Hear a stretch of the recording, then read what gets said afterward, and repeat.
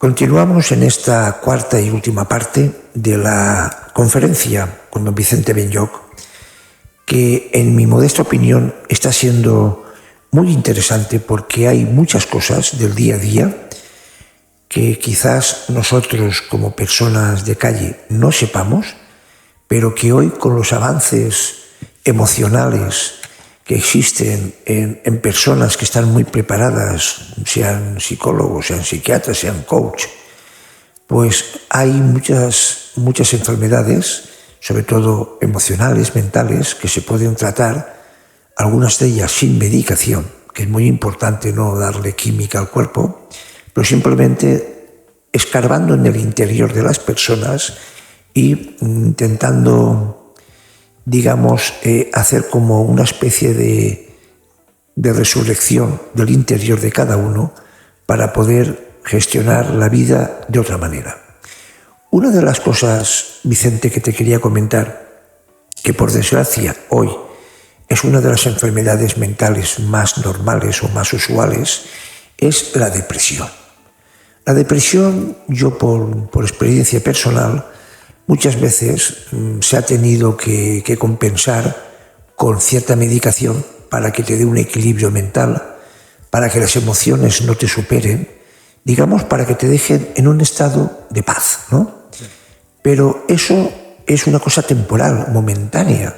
No siempre tienes que estar medicándote, porque al final lo que tú necesitas es, como bien has dicho antes, descubrir tu interior para que ese renacer de tu interior subsane y sustituya a la medicina para gestionar la vida mejor.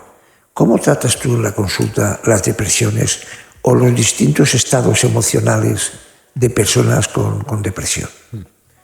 Bueno, pues sí que parece que hoy en día las llamadas enfermedades mentales, pues fundamentalmente la depresión, ¿no?, que se puede manifestar en diferentes grados, pues es una enfermedad que se manifiesta mucho por desgracia, ¿no? Y que muchas veces es difícil de identificar su origen. Incluso no sabemos muy bien esto cuándo puede acabar, ¿no? Y cada persona pues la vive o la siente, incluso evoluciona de manera diferente.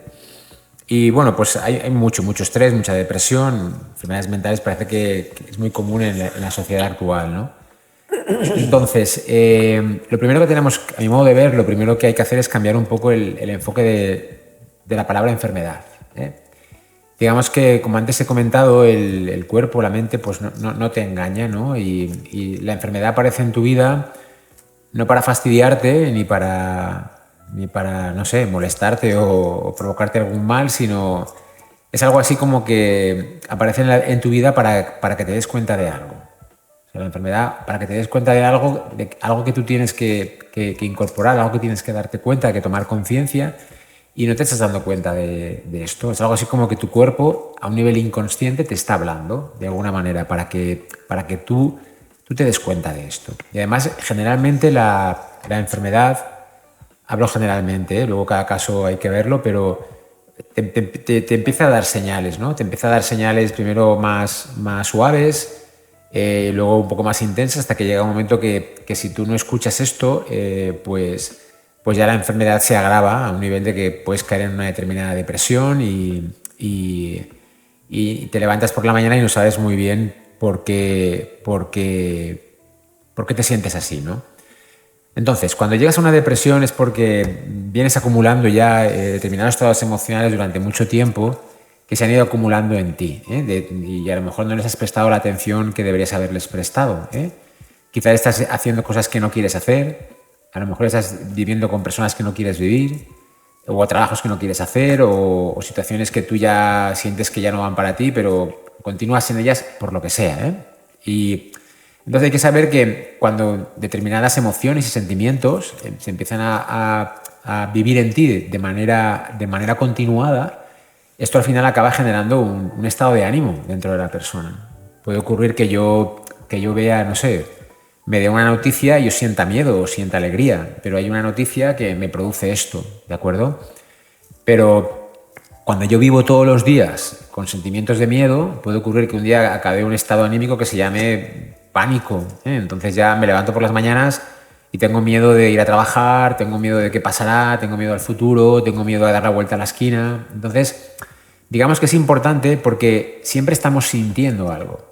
Otra cosa es que nos demos cuenta de que estamos sintiendo o no nos demos cuenta, pero siempre estamos en alguna emoción, en algún sentimiento, un estado emocional. Entonces es importante el primero detectar qué tengo en mi cabeza todo el día, porque esta mente que no para de producir pensamientos, detrás de cada pensamiento siempre hay una emoción asociada. Mis pensamientos van a condicionar mucho qué emociones voy a tener, qué sentimientos, y los sentimientos que voy a tener van a generar estados de ánimo, ¿de acuerdo? Y el estado de ánimo es un estado de ánimo depresivo o alegre o lo que sea, ¿no? Entonces ya me levanto un día por la mañana. ¿Qué ocurre cuando caigo en una depresión o un estado de ánimo aflictivo? Que a lo mejor ya me levanto por las mañanas y no sé muy bien por qué me siento así. Antes sí que me dieron una noticia y aparecía el miedo, o vi una serpiente y eché a correr, o me tocó la lotería y me alegré. Había una relación entre el estímulo y lo que estaba sintiendo, pero cuando ya esto me ha atrapado un poco, pues ya me siento así y digamos que mi vida se tiñe de todo esto, ¿no? Entonces, esto en principio me está queriendo alertar de algo algo en mi vida que tengo que mirar. Puede ser una actitud, como he dicho antes, algún sitio que no quiero estar, algo que yo a lo mejor quiero hacer o no me doy cuenta, y a lo mejor por miedo, por el que dirán, por lo que pensarán a lo mejor mis padres, por si me quedaré solo, bueno, hay muchas motivaciones ahí detrás por las que las personas a veces no están viviendo en sus vidas lo que realmente quieren vivir. Fundamentalmente miedo. Y esto es algo así como que vas contra tu esencia, vas un poco contra lo que vienes a lo mejor a hacer en la vida, con ese propósito que hablábamos antes, que tu alma quiere experimentar. Entonces te vas como desconectando un poco de aquello que realmente... Porque bueno, mira, nuestro corazón nos habla. A todos nos habla nuestro corazón, a todo el mundo. Pero a veces no lo escuchamos, porque vamos a la cabeza, y la cabeza pues siempre nos trae un poquito el pasado, el miedo, lo que se supone que tenemos que hacer. Y hay muchísimas personas que están viviendo vidas que realmente no quieren vivir. Entonces, claro, esto al final va a llegar a un punto en el que esta persona, si no se da cuenta de estas cosas, pues algo así como que tu cuerpo, tu mente cae en depresión, y entonces ya te has metido ahí y claro, ahí pues la cosa empieza a complicarse, ¿no? Entonces, como todo, dependerá del grado de complicación que hay ahí, ¿no? Hay estados realmente graves en los que es difícil, a veces incluso cuesta echar para atrás, ¿no? ¿Y va a hacer falta medicación? Pues sí, seguramente, y no pasa nada, hay casos más leves en que al principio puede hacer falta una medicación durante un tiempo que te ayude a sentirte un poquito mejor, que te tranquilice un poco las emociones, porque a lo mejor vives en un estado emocional que te dificulta el poder funcionar, ¿no? Pues te tomas algo y tranquilidad, ¿no? Pero como he dicho antes, es muy importante el ver qué está pasando en tu vida. Si estás haciendo cosas que no quieres hacer, si te están obligando o te sientes obligado a vivir cosas que no quieres vivir, ¿qué ocurre ahí? Porque cuando empiezas a hurgar, pues aparecen cosas, ¿no? Aparecen cosas que la persona pues a veces no ha visto, o ha visto y no se ve capaz de afrontar, y esto al final pues limita nuestra vida como personas, ¿no? Y asociados también a sentimientos a veces de que tengo que demostrar, tengo que trabajar para conseguir determinados objetivos. Entonces me desenfoco un poco a veces de lo que realmente es importante para mí.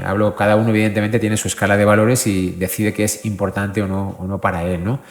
Pero una palabra mágica, una palabra importante es equilibrio, ¿no? Intenta que en tu vida pues equilibrar trabajo, ocio, familia y otras actividades, ¿no? Que ya decían los griegos hace 2500 años allí.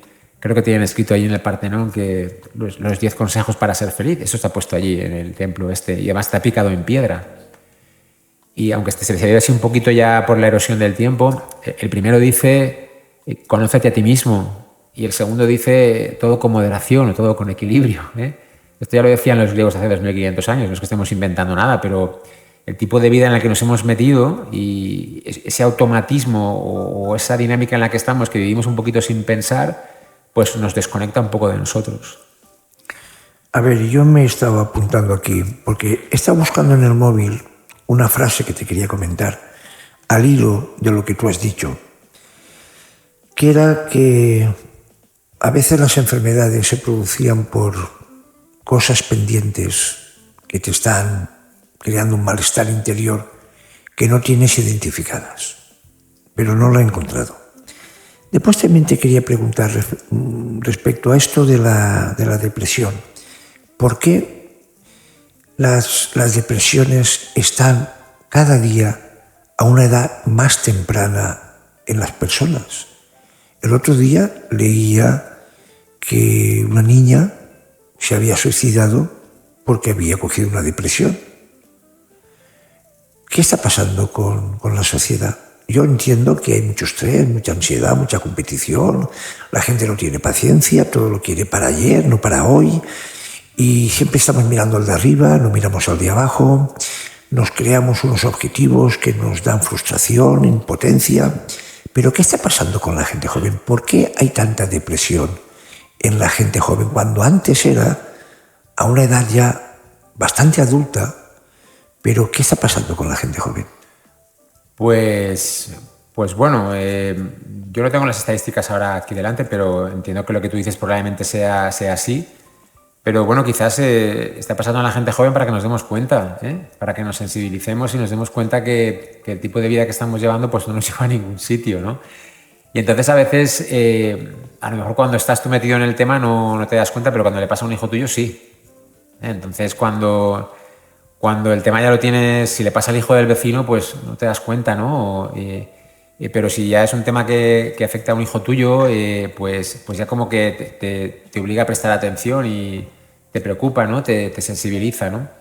Entonces habría que entender, como he explicado antes, que los niños pues captan los patrones inconscientes de cómo han sido educados y cómo han vivido, ¿no? Entonces es algo así como si mi hijo tiene, y hablo por mí ahora, ¿no? Si mi hijo tiene depresión, yo me lo aplicaría a mí mismo, ¿no? Decir, bueno, ¿qué pasa conmigo? Aquí la familia es un sistema que funciona de manera conjunta, ¿de acuerdo? Entonces, sería algo así como que toda la familia tiene depresión, pero hay uno de ellos que tiene que manifestarla para que todos nos demos cuenta. ¿De acuerdo? Porque un sistema funciona de manera equilibrada, ¿no? Entonces, es como algo así como que lo que estoy diciendo, ¿no? Que hay un miembro de la familia que se tiene que poner enfermo para que los demás nos paremos un poco y pensemos. Sí, es aquello de cuando veas las barbas de tu vecino afeitar, pues las tuyas a remojar, bueno, ¿no? Es el ejemplo típico, es lo que se conoce mucho en el lenguaje común como la oveja negra, ¿no? En todas las familias parece que hay uno que esa es la oveja negra, ¿no? Entonces, ¿qué es la oveja negra? La oveja negra dentro del sistema familiar es aquel que equilibra un poco, ¿no? Pues imagínate que si, no sé... Manifiesta carencias. Manifiesta lo contrario de lo que hace la familia, lo que la familia rechaza, más que carencias, ¿no? Si imagínate que es una familia pues, de gente que solo se preocupa de trabajar y de acumular dinero, pues puede que aparezca uno que se lo juegue todo al bingo y a la diversión.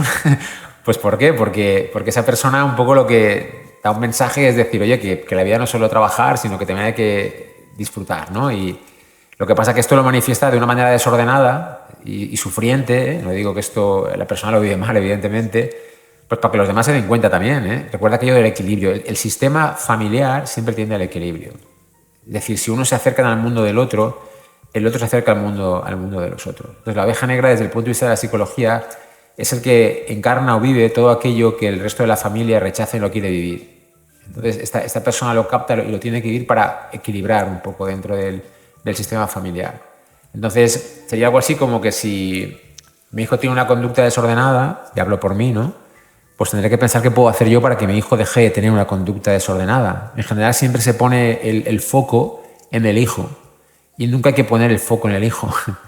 Hay que poner el foco en uno mismo, en los padres, y a partir de que yo lo puedo resolver, pues especialmente si los niños son pequeños, ¿de acuerdo? Los niños lo que hacen es absorber psíquicamente el ambiente familiar.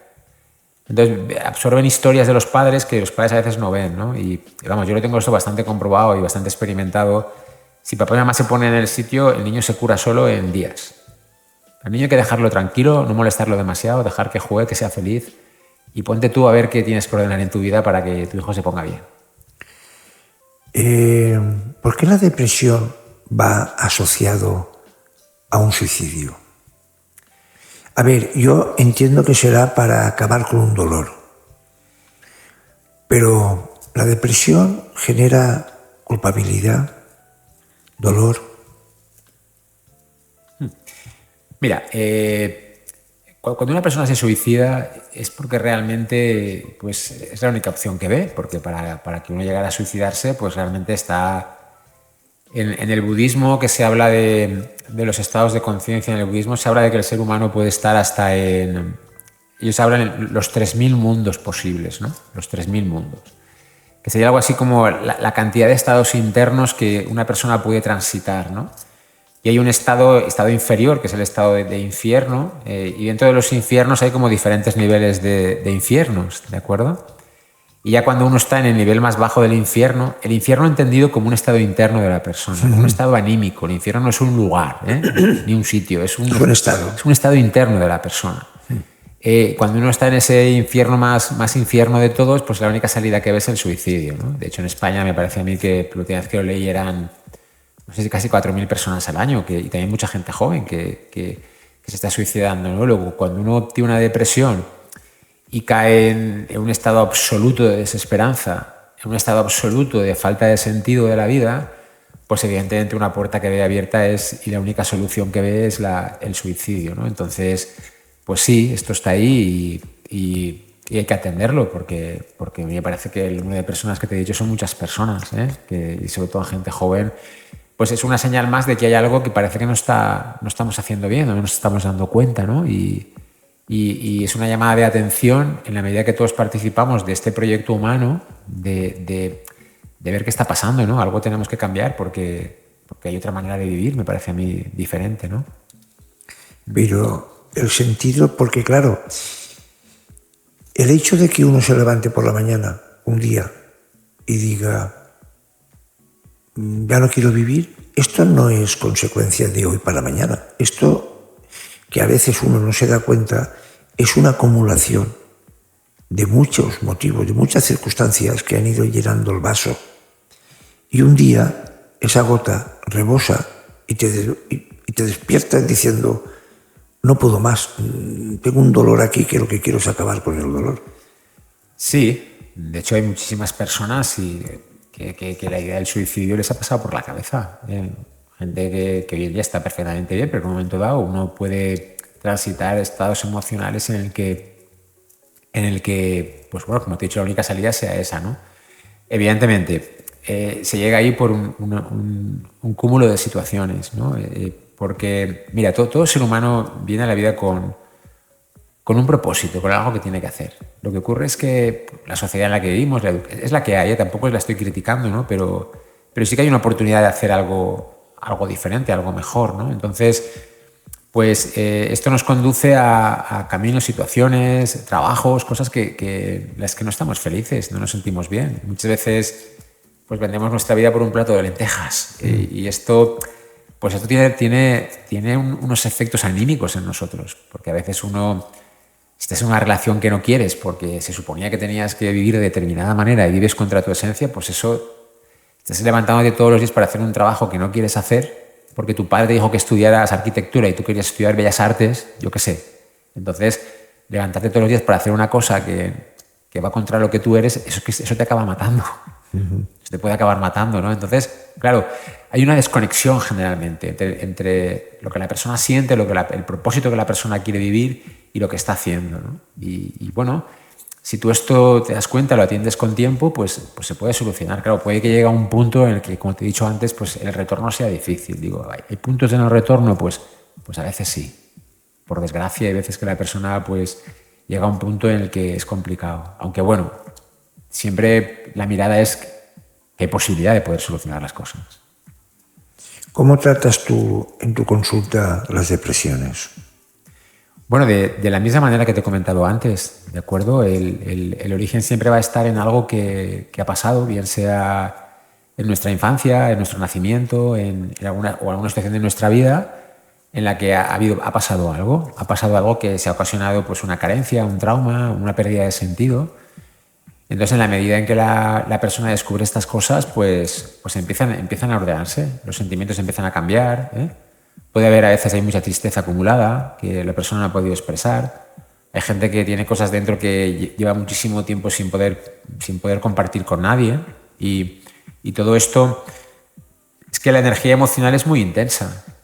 Tú piensa que, no sé, nosotros no podemos ver ni tocar nuestros pensamientos ni nuestros sentimientos, pero son energía.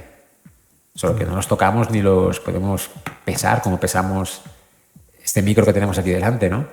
Pero quizás lo más valioso y lo más importante de la vida es aquello que no podemos tocar ni podemos medir, pero esto tiene una intensidad y una fuerza en nuestra vida. De hecho, ya algunos científicos hablan de que, bueno, ya esto está estudiado también bastante, ¿no? Cómo las emociones se quedan en nuestro cuerpo. Las células tienen memoria celular. Hay una memoria celular del impacto de las emociones en nuestro organismo, ¿no? Las respuestas de estrés, ¿qué es el estrés? Es una actitud que tú tienes que hace que tu cuerpo empiece a segregar determinadas hormonas, y cuando esto lo mantienes en el tiempo, más de lo que es lo que llamaríamos un estrés positivo o una tensión positiva, esto empieza a intoxicarse en tu cuerpo, ¿no?